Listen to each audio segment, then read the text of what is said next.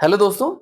Police अगर आपको कोई गलत तरीके से उठा के ले जाए या फिर कोई गलत तरीके से आपका अगर कोई हक छीनता है तो क्या आप उसके लिए कुछ कर सकते हैं? तो जवाब है हाँ, हम कर सकते हैं, वो भी सीधा कोर्ट से। भारत का संविधान आपको एक ऐसी ताकत देता है जिससे कि आप सरकार के खिलाफ भी खड़े हो सकते हो। आर्टिकल 32 ये आपका सबसे बड़ा अधिकार और सबसे बड़ी ताकत है। डॉक्टर अंबेडकर जी ने ये कहा था कि संविधान भारत की आत्मा है। आत्मा मतलब अगर कोई आपका हक छीने तो सीधा कोर्ट जाइए। लेते हैं आपके 5 हथियार।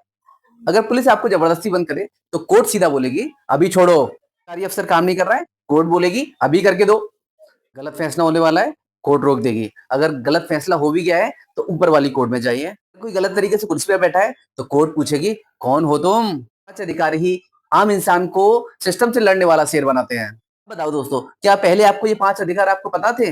अगर पता थे तो कमेंट में यस लिखना, नहीं तो नो जरूर लिखना। अच्छा लगा वीडियो? अगर वीडियो पसंद आए तो शेयर जरूर करना, जिससे कि हर एक भारतीय को अपने हक के लिए खड़ा हो सके।